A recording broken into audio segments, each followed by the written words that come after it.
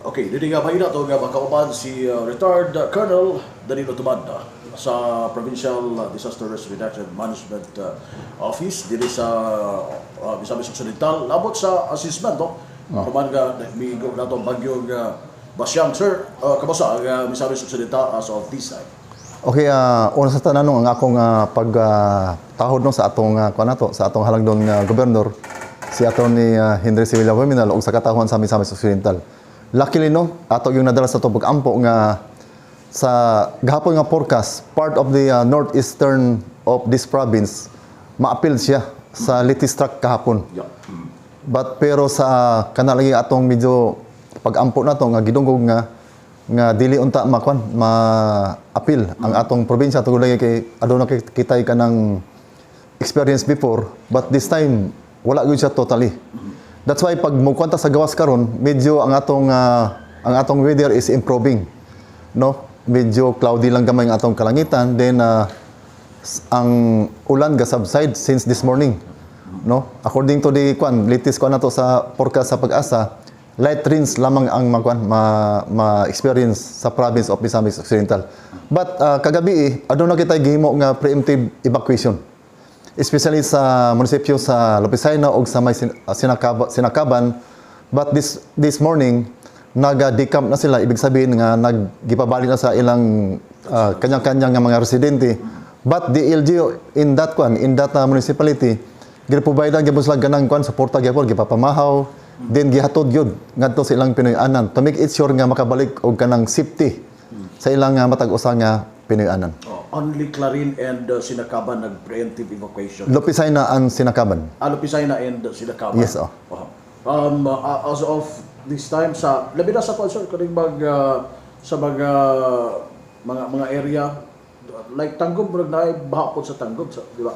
Diri ba sa atong area no, sa atong province, kung may ulan, ang atong ginabantayan diri ang atong seaside. Yeah. Lalo na kung mag-high tide, nagay probability nga adunay pagsakag sa tubig. But luckily again, kagahapon o kagabi na may nag-increase nga pagtaas sa tubig sa uban nga mga siyudad o lungsod, but very manageable siya. Very manageable. So dili ra gyud siya kung nilihay lang gyud na ang basyang nato di kay grabe ang epekto nato. Okay. Wala kita na apektuhan totally. Kaya atong na-experience diri is kana naman kanang medyo mikusog ang ulan gabi but dali ra siya, no? Dali ra.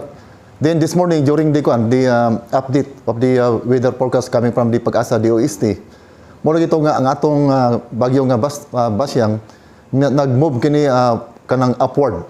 Ibig sabihin nag-move to northeast part of the country o wala na mahagip si Misamis Occidental. Sir, basta ingon ani nga mga sitwasyon doon bagyo labi na Northern Mindanao, Puntaria, no? Kay mas based ang mga experience nato, no? Kay kadto grabe ito bisa shoreline na ganito, di ba? Baha man ta. Unsa bang dayon ang inyong ginahimo and doon ang capability na to no sa PDRR and sa mga MDRR sa mga lungsod-lungsodan giunsa nato nga dili masubli o ma-minimize to ang possible nga risk go no. So no, we have that OCD, no? OCD under kita ni ana adunay 5 ka probinsya og 7 ka 2 ka highly urbanized city. Right then under kini nga national agency magpatawag kini og kanang coordinating meeting sa ato kung ang ngayon ba nga ato nang itaas no ang atong alert status. But yesterday ang atong alert status ato na kining gitaas to blue alert minto say nga on call na tanan nato nga mga member sa atong PDRRMO ready to respond anytime kung aduna manggali manawag ka nato og kanang assistance o responde kay tungod lagi under threat ang ilang life or property during the onslaught of this Basyang. Then we have our own meeting together with the local LDRIMs in this province. For the information of everybody, we have a total of 17 LGUs. We have 14 municipalities and 3 cities in this province. Then all of these are properly informed of the kining mo abotala ito nga bagyo then for them to prepare and give warning to their constituent kung say angay buhaton. In our case, kagahapong adlaw ato dayong gikandak ang kanang equipment check no inyong makita sa gawas siguro nga tanan atong mga himan or equipment atong gina-check ang ilang functionality basing pag atong pag-response gamal pang ga-function sila or whatsoever mo kana dayon ang atong gihimo diri. Then we have that PIDRA, no? We have that PIDRA, we have that meeting together with the response team, no? Tanan-tanan kining army na to, kining PNP, Coast Guard, the DPWH and other department or the response cluster na to atong gimitingan. We have to check their readiness, no? So maindagan sa ato diri sa atong probinsya tungod lagi kay mao kini ang kanang guidance, no? Sa atong gobernador nga we have to prepare everything kung ano na mo abot nga kanang mga katalagman sa atong probinsya. Fully equipped ba ta, sir, ang ato ang PDRR in terms sa monitoring and the rest, no? Sa padulong sa ground? So far sa atong monitoring, okay ta, no? In fact, natay mga gadget na for monitoring.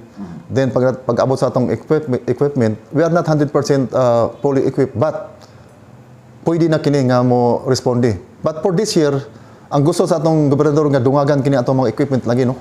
Lalo na kini mga sa kulap structure na to. All we know nga aduna man gyud kanang earthquake kinahitabo sa Cebu, no?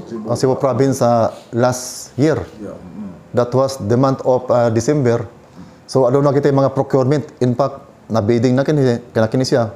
Og kining uban nato nga mga CBCL nato atong gi-improve atong capability. So by this year atong makita ang ang atong tunay nga gamit sa atong PDRR mo nga ready to move anytime. Subot pasabot na natay pon-pon og CVC, no? Barko nga kakuanan. Kompleto ta aduna kita katamaran, aduna kita kanang littoral rescue boat nga atong magamit just in case nga aduna emergency nga mahitabo. Okay. So sa pagkakaroon, sir, sa yunaning nga mga situation, no, wa gyud matulog si PDRR, no, pag-monitor. Hangtod nga mo gawas na kini si Bagyong Basyang. Kaghapon adlaw, no, kita naka blue alert status kita. Ang atong personnel naka-intact diri. Some of them kay atong gihati-hati kay di man makaya nga kanang but they are on call. No, they are on call. Half of the of the personnel of this office naka-intact diri sa atong opisina. No, ready to respond, ready to move anytime. Kung adunay LGUs nga manawag ka nato nga magpatabang sa pagkandak ng rescue operation. But so far, luckily, no, mulagi ka to nga gidugong ato pag-ampo nga si Basyang may pataas ya. May pataas. Kung atong makita diri sa atong karon sa atong monitoring nato, wala na maigo si Misamis Occidental.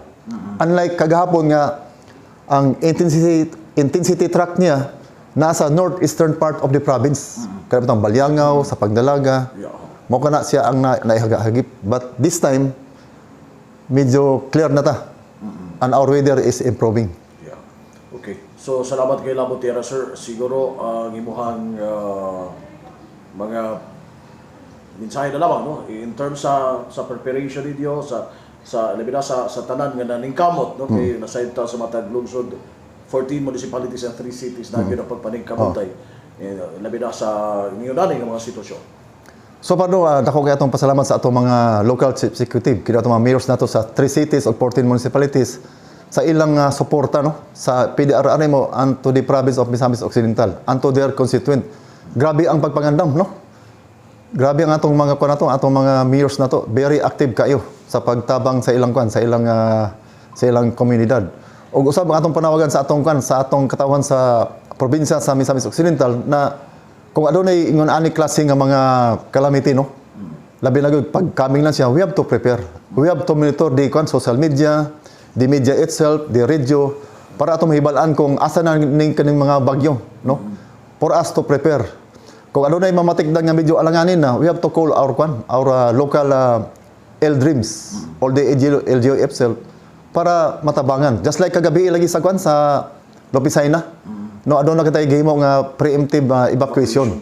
Sa to nga mga barangay possible? Aduna kita barangay nga katong very kuno kay nasan kanang suki na bitaw pag may mga bagyo. Oo. Sa coastal area, coastal area ng kuan. Western Poblacion and Pulupan Bangko. Okay, duha ka barangay sa Lopisay na.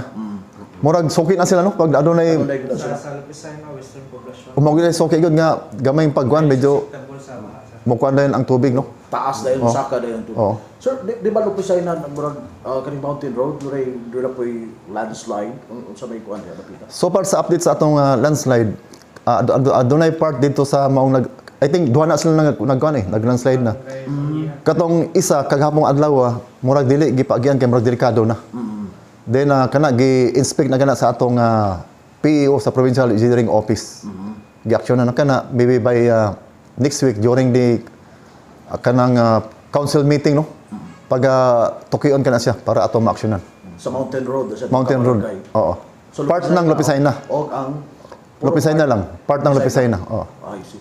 So how about sa Calamba, wala yung landslide? Walay na record ng landslide sa kuan. Then we have to commend the mayor of kuan Lopicayna.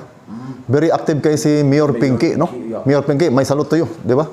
Very active. In fact, just a while ago, no?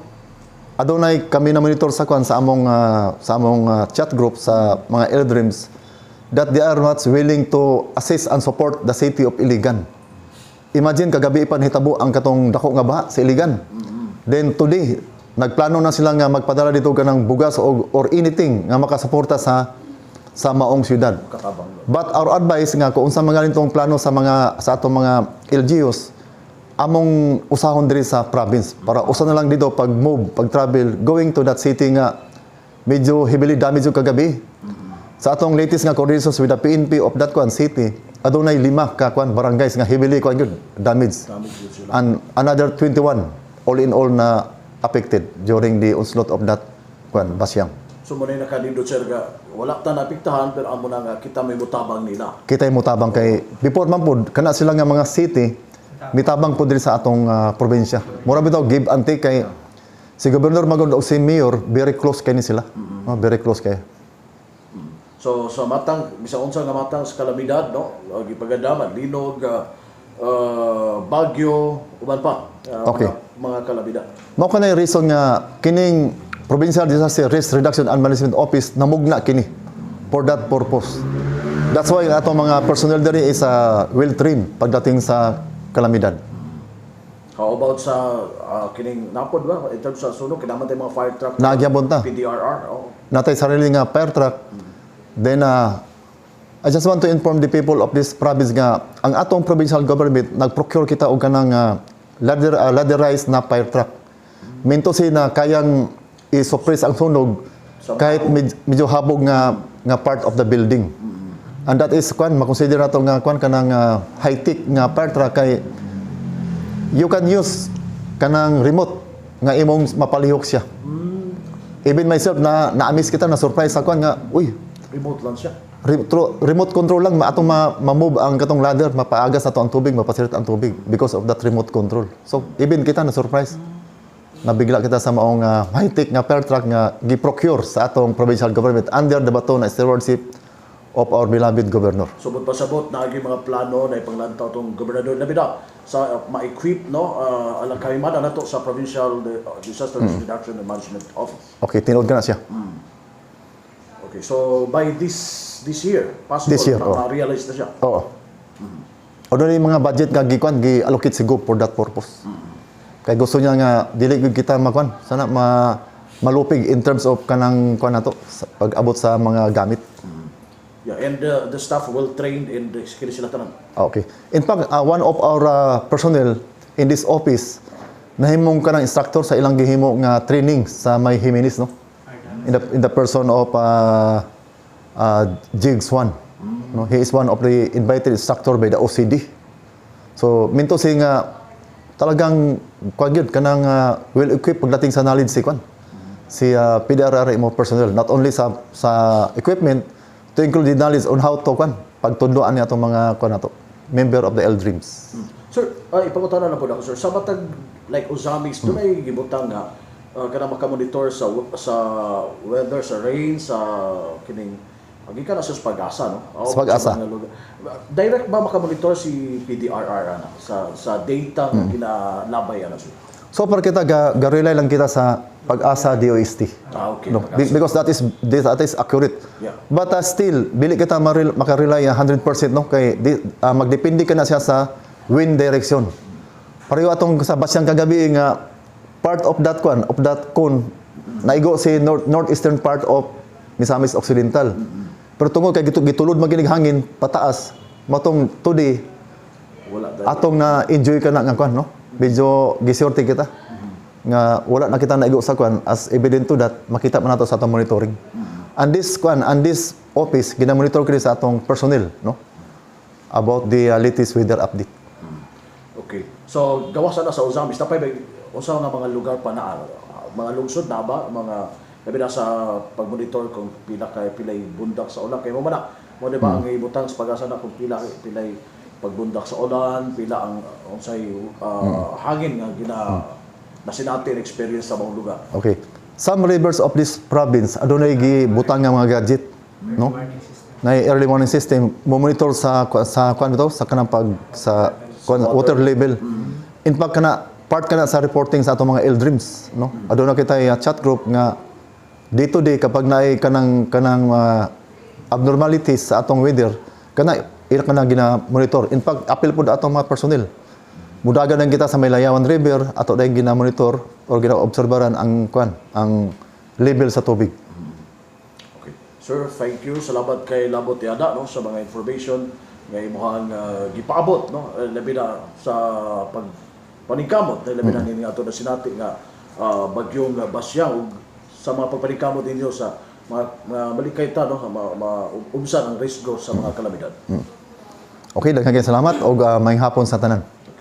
Ito na kauban, ato ang retired Colonel si Sir Danilo Tumanda, no? Ato ang head sa Provincial Disaster Risk Reduction and Management Office sa Misamis Occidental. Okay.